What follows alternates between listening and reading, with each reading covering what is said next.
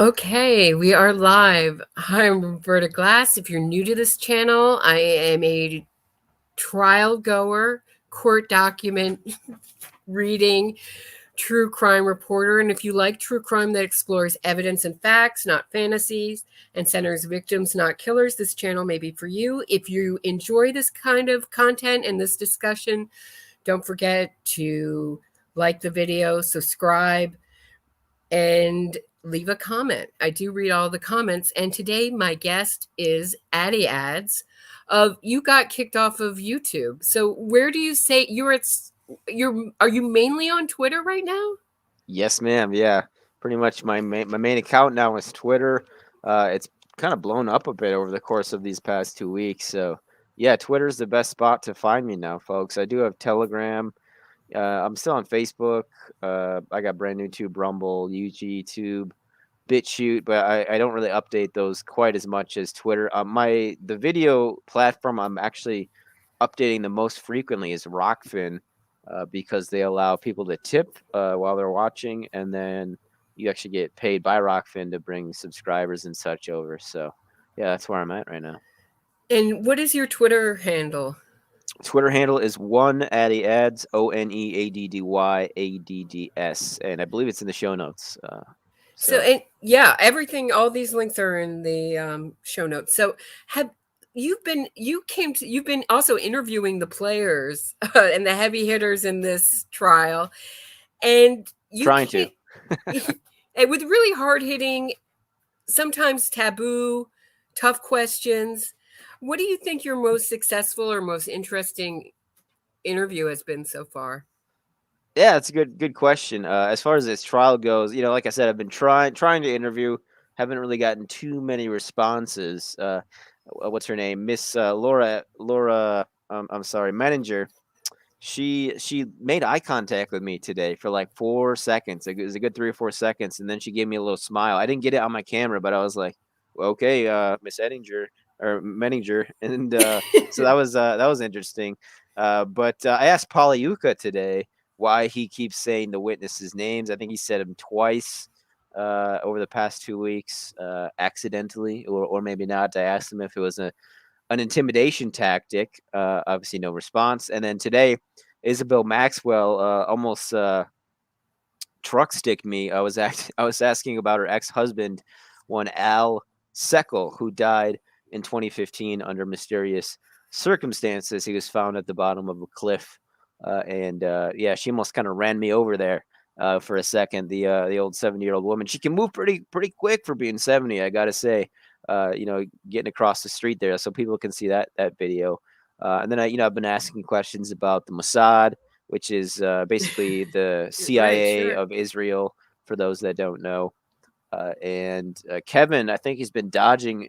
I don't know if it's just me, but it seems like he's dodging the media in general this week because nobody has seen him this week coming in, with the exception of, well, he was yesterday. We saw him when court adjourned early. He picked up Isabel with some driver, but he was in court today, wasn't he, Kevin Maxwell? I didn't see him. I No, was no, looking for him. okay. I didn't see him in court. He may have been. Sometimes you miss people. I was looking for him. I didn't see him. Okay, But yeah, I think he's been a little more hermetic this week, just like the prosecution. They've only showed up once this whole trial on Monday. On Monday, they walked in together. So I don't know what that's about. Really, don't understand the prosecution too much, but we can get into that obviously. yeah, and you came and because of COVID, most of the press is in the overflow room or the press room. I would say most of the audience is in one of the overflow rooms. A tiny majority can get into this trial. And what time were you there this morning to get in? And did you make it in? Yeah, I woke up this morning at 3:51 a.m. and I was pretty awake, and I was like, I'm about as awake as I'm going to be, even if I sleep in another 2 or 3 hours. So I got up and I headed over there, and I was probably number 10 or so, number nine, somewhere. There's probably 8 to 10 people there already, and two people being paid to hold spots. One of which was for Vicky Ward, who I also confronted, and she actually did answer my questions. Um, But Which makes me laugh because we have these sample sales, like say fancy candles, and rich people will pay people to stand in line for them. oh And what is this? A diptyque candle sale? This Maxwell trial? I've never heard of people paying to for a spot sitter in a trial before. This is wild. yeah, yeah, but I didn't get in, although I didn't find this out till at the end of the day because the girl behind me, I heard, I forget, she's from like law, some UK. Long Cron? No? No, no, Oh, she's UK. from Australia, some law, outlet. They cover law and order and all that. But she was behind me, and I learned that she got in. But even if I had stayed in line, I didn't have press credentials, which I asked her about. Basically, all you need is a business card and maybe like a letter from your boss. But I'm independent, so maybe just a business card, and I would have been okay. But again, I didn't have that on me, so I wasn't too peeved about not getting into the courtroom because I got those great videos of Isabel this morning, as well Mm-hmm. as the Pagliuca. I got my question in with him too, so I wasn't too bummed about that. I had a very productive morning. Obviously pretty tired because since I've been up since 4. But I think I'll try to get in at least once more throughout this trial, just so I can say I got in the courtroom. But I mean, we get all the same info, but it would be nice to get that experience, which obviously BC before COVID would be much easier to do. Yeah, I just I don't think I'm going to make it into to the, I just can't travel that early on the subway. I just don't think Sure. it's, Yeah. I don't know. I don't, maybe I could. I don't. Maybe I'll get gutsy. So, Annie Farmer testified, Maria Farmer's younger sister, younger by 9 years, I believe. And right before she testified, and they had been working on this, the defense, the jury was read a direction, and the direction was, actually, you know what? I'm going to do this a little bit backwards to explain. Annie Farmer testified about meeting, her sister was living in New York. She was looking to meet Jeffrey Epstein to possibly pay for her college. He said he was a philanthropist who financed young minds, and she was really excited about this trip. Except her sister worked for Jeffrey Epstein. She had heard so much about him, and when she met him, he was really, she describes him as really fun. He gave her champagne, took them both to Phantom of the Opera, and then the next thing they went to the movies, and Jeffrey Epstein holds her hand, then rubs her arm, and then starts rubbing her leg, and Yeah, and her shoe always too. out of sight. Yeah, and her shoe, right? Always out of sight of her sister's eyes. And then she read her diary, which was, it's no big deal. Maybe he was just feeling flirtatious or fatherly, which I thought was an interesting turn of mind. She struck me as enormously courageous, articulate, and smart, a great witness, a witness not to be rattled by Menninger's uh, really nasty cross, and we can get into that. And then she went into her trip she was flown out to New Mexico to meet Maxwell and to meet Epstein, and she knew Maxwell was there, and she thought Maxwell was Epstein's partner, so she thought it would Yeah. all be okay. And she Hmm. gets out there, and they buy her things, and Maxwell gives her a massage where she's touching her breasts, and Yeah. Epstein jumps into bed with her. So back to the jury instruction. The jury are instructed to disregard disregard the testimony as evidence of any kind of illegal or sexual activity as charged in the indictment, and cannot be also considered as something negative against Maxwell's character, or as Or evidence Epstein. of, or well, Epstein is dead, or propensity to commit illegal acts. Right, true. Or Maxwell's propensity to commit illegal acts, meaning Right. that just took, I don't know, I guess you could say the jury could still look at the pattern of flying children to Epstein, but not kind of a pattern of behavior, but not of illegal activity. But Right. how do you look at it as in a pattern if it's not in a pattern of illegal? Wouldn't that also? So I don't know how she was fantastic on the stand, but that really takes all the power out of her testimony. Yeah, in terms of what Maxwell is charged with, in terms of, sex trafficking of a minor or enticement of a minor to travel to engage in illegal sex acts, both of which she has one count, as well as transportation of a minor with intent to engage in illegal sex acts. Because in New Mexico at the time, I don't think it's still the case, the age of consent was 16 years old, which was the age that Annie Farmer was. But you could say that it was sexual battery, right? But again, Maxwell is in charge with any sex crimes. So in that sense, like you said, what the Judge Nathan said was technically true. But that was my, at the end of it, that's why I was like, man, I mean, like you said, I think she was the most intelligent and composed witness so far. But in the sense of, helping to charge Maxwell, I'm just not sure I see it in this context, because I do believe everything Annie Farmer was saying, but she wasn't underage like Caroline and Jane were, right? And, So mm-hmm. it's And she wasn't underage in New Mexico. In New York, I believe she still was I don't know what you going to call hand holding, butt touching, and shoe touching illegal in New York at 16. I don't know. I would think if I would think our age of consent in 96 was 17, but I don't know. I'd have all this stuff I'm going to explore. If you know something about age of consent in New York, let me know. In 1996, this was all in 1996. And this will show you what a really, once again, experienced defense team can do, and just wiped that clean. And the government looks like they're good lawyers, they're smart people, but they're just outmatched. It's like having some kind of like concert pianist play against someone at Juilliard school. I would say that's what it really feels like, and why they weren't given a kind of seasoned lawyer to oversee their team is really shameful. And you mentioned Menninger. I think both Menninger and Pomerantz were getting very feisty today. Would you say? With I the love objections. Pomerantz is the government, Menninger is the defense.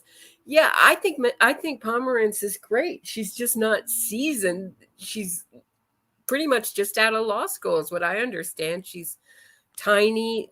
She's tiny physically. She's a small really voice. Tiny. Yeah, and she does not make an imposing figure next to these really poised, really charismatic, multi-million-dollar lawyers. Yeah, I would say the defense definitely knows how to carry themselves and present themselves in a much better way than the prosecution. Definitely. We also saw on the cross them setting up Elizabeth Loftus and this idea that Annie Farmer's memories have all been corrupted and that she's all made them up for money and sympathy. And so they're making the way for Elizabeth Loftus, who used to sit on the board of the False Memory Syndrome Foundation, which is now closed, thank heavens, and has had these horrible, she's been a expert witness for Cosby, Durst, Weinstein. She's worked on the Bundy. I mean, just the worst people, and she loves them. She's a pen pals with Jerry Sandusky. I was on. She loves pedophiles and murderers. She's pretty much the opposite of me, right? Yeah, it seems like it. I was on Sam Tripoli's show, and he's like, "It's basically the Legion of Doom." It is. I was so happy when the False Memory Syndrome Foundation closed. But it's funny, it closed, but it continues on. And they're going to say all these. I mean, how hard do you think that would be for the jury to buy that the four witnesses are all liars? They're all out for money. Sort of the Michael Jackson victim defense, Michael Jackson's estate accusation against Michael Jackson's victims, that they're all out for money, that they've made it all up, or that their memories are all corrupted. How successful do you think that could be with this story? Yeah, that's what I was saying. I don't at this point. I can't see her getting charged with everything, but I Mm-hmm. also can't see her getting acquitted from everything. So, I mean, that's why. I mean, again, I believe Annie Farmer. I think she again was the most composed and intelligent witness. Very well spoken, not easily manipulated, as you mentioned.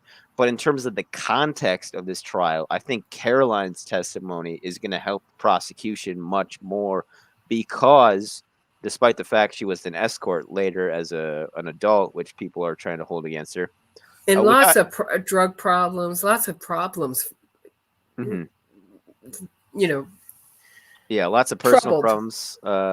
Drug addict. Her mother was an alcoholic. Very little support at home and such. But basically, everything she said was corroborated almost to the T by Sean, her ex-boyfriend. You know, from the color of Epstein's house is pink, to going to meet Epstein, to even the service that was used to ship the lingerie, which was FedEx, which is why we saw the paralegal testify. Was that the day before yesterday? No, that was yesterday. Yesterday, yeah. Yeah, yeah, Uh-huh. that crazy weird day yesterday, and so that's why it's my contention at this point in time. Caroline's still the best witness because of that corroboration and the fact she was underage. You know, like you said, Annie technically wasn't underage, so there wasn't any sex crimes, right? Um, yeah, that's my contention at this point. And Annie, though, being 16, she looked to me to be much younger. And I wondered if that was something Epstein liked about her. She looked more like a 14-year-old to my eye from the pictures we saw. What did you think? Yeah, she looked very young, very, obviously both the farmers are very good looking ladies. But yeah, she looked, I'd say, especially at that age, quite young for her age, which, as you mentioned, I'm sure Epstein uh, really liked, although they never actually, you know, got together, so to speak. I think my biggest gripe, besides not having a seasoned attorney for the government, is the expert that they had. I don't know if her testimony was chiseled down by the defense, so it could only go into certain areas. But Dr. Don Hughes, for in the Nexium trial, educated the jury about coercive control, these really difficult concepts. And I wish they had a longer examination of the expert in this case. And I'm just hoping that the jury understood what she was saying, and that all it takes is one juror to fall for these for this idea that it's all made up, and it's also hard to hear. I even find it hard to hear these huge sums of money these survivors have gotten, and not feel like, I don't know what, like they've already, like there's they've already gotten some justice from that payout Sure, from the sure. Epstein estate, and that's enough. And I wonder if a juror will say, "Oh, you don't have to prosecute. These charges aren't really that strong. We Yeah. can't. I can't I think the vote to caveat there convict." is the prosecution, which as they should, at the end of pretty much all the examinations, are asking, do you have a financial stake in the outcome of this trial? To which all of them, of course, have said no. As part of that Epstein Victim Compensation Fund, the stipulation, or one of them, was that you can't sue Mm-hmm. someone part of Epstein's estate or who used to work for Epstein, including Ghislaine Maxwell. Although, despite that, I believe Annie Farmer said today, I'm here so that Ghislaine Maxwell pays for the harm she's done. That might be Mm-hmm. a little bit off the quote, but that's basically what she said. And then her ex boyfriend, David, I want to say his name is. Mm. He said, "I'm here to tell the truth." Mm. So, yeah, it's a good point you bring up though, because those sums of money are nothing to smirk at. $1.5 million or a couple million, depending on the person. But yeah, it's definitely something that the defense tried to bring up. Even go back to last week. It was the money angle and then the memory angle, which they Right. brought up today with Annie Farmer in the Journal, and then the prosecution brought up in the what's it called, the re-examination or whatever. I can't remember the exact term, but Redirect. redirect. You don't need a piece of paper or a journal to recall what happened to you, insofar as Maxwell touching her her Breasts. her breasts. I don't know what I can say on this channel, uh, but not her nipples. So, and then even Menninger was like trying to make it really non-sexual with, oh yeah, she touched your pectoral muscle. That made me laugh. Yeah, right. They always say, and they try to even say Epstein had a bad back, that he had heating pads and real massagers, so he mixed in like his sexual pedophile fetish with this with also having real masseuses fly with him. It's all kind of mixed in, but I didn't think that was a strong argument. And before we went live, you brought up an OJ moment that happened today with these boots. They have been harping on Annie Farmer's The boots boots. for weeks, that Annie Farmer kept a pair of boots that Epstein and Maxwell took her shopping for in New Mexico so she could go hiking and wouldn't be bothered by the rattlesnakes. And she kept these boots 25 years, 2.5 decades. That's what Menninger said, making an emphasis on nearly 2.5 decades. So, like, meaning she must have enjoyed it if you keep the boots. And Yeah. so what happened in court today? Wasn't You that was tell it. Sternheim? I think that was Sternheim, wasn't it? They did the cross examination, which actually didn't last that long. It really was pretty short. And Sternheim is really, I gotta say, she looks pretty intimidating. Going back to what you mentioned about the defense, they're just much more intimidating than the prosecution. I have to say, they're better dressed, they carry Oh, themselves better. Obviously they're getting paid way more. But they yeah, they they're brought up the all boots. multi-millionaires, I can assure you, Mhm. with the finest clothes, and the government is sitting there in their rumpled Ann Taylor suits, Wearing the same and suit every day. they're tiny with their hair in a ponytail, looking exhausted and overworked. It's you know what, or it's like something like a professional baseball team playing the best team that ever was, like the best, I Playing don't like the know. Yankees, it's like Right, yeah. like the Baltimore Orioles playing the Right. Yankees or something, or like a farm Exactly. league team. But I don't want to rag on them too much, but I don't, because they're Comey's. working so hard. They're not Mhm. bad lawyers. They're just not seasoned. And I think they would say the same thing if they were here. We are not seasoned. You cannot buy experience. You cannot buy it. They're Yeah, there's just out of definitely law school. a big age difference for sure. I guess Christian Everdale is probably the youngest, on the Yeah. defense. Yeah. I gotta say he's very charismatic. I do Oh, have to admit. I have a huge crush on him. I was gonna ask you about that. It seemed like it. It seemed like it. He's a pretty good looking dude. I gotta say he looks bigger on TV though. I saw him in the Oh, he's hallway today. tiny, but he's so. I have a thing for lawyers. I like lawyers, and I like smart men. So yeah, he's very smart. He's very charismatic, and he does tough crosses without. I feel like Menninger and Bobby Sternheim. Sternheim. Sternheim. Yeah, Yeah. thank you, Yeah, they're Sternheim. tough Uh, nuts for sure. they do that cross the line into badgering. They're distasteful to me. I feel like Everdale can do successful crosses that are respectful, and I don't know, but they seem to put female attorneys with female witnesses as if that's all you need is a vagina to be sympathetic to the jury. I don't get it, but I'm glad you yeah, said that, Roberta, not me. it's stupid, right? It's just stupid. I think Everdale would have been a better maybe a little bit, but I'm not going to tell the defense how to do their job in this. So what's going on next week in this trial? It's dark, or dark like it's a show. It's off Monday, Tuesday, Wednesday.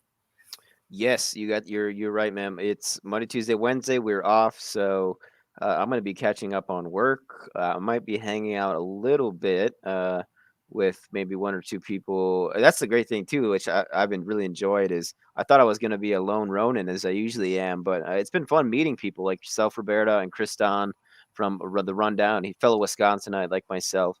But yeah, Thursday, Friday, and then I think Saturday too. I heard we're in session.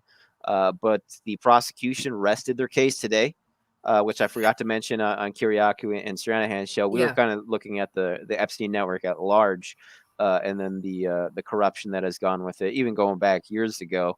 But also, the defense plans to arrest by the 21st, so we could be wrapped up by Christmas. Which I was very unexpected. Very unexpected. I was expecting a 6-week trial. I'm gonna have to take off I think the 16th possibly to actually work. But because I thought I took all this work thinking it would be a 6-week trial, and if I missed a couple of days, it wouldn't be the end of the world. But it's all been really compressed. You've been really delightful. You're like very extroverted. You're like everywhere, talking to everybody, and it kind of makes me laugh because I was talking yesterday. I was behind John Sweeney, the British journalist, and he's saying, I can't stay. There's no hotel rooms for me. And here you are, couch surfing, sitting, and making it work. So I really respect the hustle. Oh, thank you, Roberta. Yeah, I really lucked out. You know, I'm actually staying with a lawyer myself. Oh, like you said, he's out of town, which you know, it just really worked out great because, like with the British guy you just mentioned, if I hadn't found this, I probably would have only been able to stay a week, maybe two, depending on what sponsorships I got from the audience. Just because New York City is so freaking expensive, I don't know how people live here. It is very expensive. This has been very expensive. Just the subway, oh my goodness, just the little extras and everything. It's also been emotionally. Do you find this? I think. What do you think? As just quickly before we go, as a first trial, this is your first trial you've attended. Yes, ma'am. Yep. This is a real. I would say this would be like, what do you say? Starting in maybe. It's a real complicated trial. What has it been like for you? Yeah, that's why I've been asking guys and gals anybody who's more experienced in terms of covering trials, just to compare, you know, because I don't have a baseline. I still want to ask Mr. Lee about Dawson's stipulation. He didn't come back on Monday, even though his examination got cut short, or maybe I think it was the cross that got cut short. For example, like when Judge Nathan called the employer of one of the jurors, I thought that was suspicious at first, but I guess that has happened before in a financial fraud case. Matthew Lee was telling me of Inner City Press, because this is his kitchen. You know, he covers SDNY trials like that. That's what he does regularly. And I didn't know this, but he's actually a lawyer himself. Yeah, he's a super cool guy. Yeah, I wanted to correct myself and Mr. Neerman on that. He's obviously going to do that himself. I don't know if what kind of lawyer Matthew Lee is, but so we got two lawyers on it. You know, Inner City Press and Joe Neerman of Good Logic on YouTube, and he's actually going to be on my show tomorrow at 7. So catch that. So is that on Rockfin? That'll be on Rockfin, yeah, and I'll tweet that out and then Telegram that too. So be on the lookout for that one. And then I'm on with Ryan Dawson tonight too. If people want to check that out, also I'll be tweeting that out. That's what I'm saying. You're like I'm like the introvert. You're like the extrovert. You're everywhere all at once. I really respect it. I'm going live on Tuesday with the director of Abducted in Plain Sight, talking about her new documentary on Hulu, the 5:15, the sleepwalking killer. It's called Dead Asleep. So check that out. So thanks so much, Addy. You're a real pleasure. Thank you, Roberta. Hey, anytime. Let's do it again before this trial is over. Unless we wrap up by next Wednesday, and then we'll have nothing to discuss. Sorry, trial's over. All right. Yeah, right. Thanks so much. Bye. Cheers.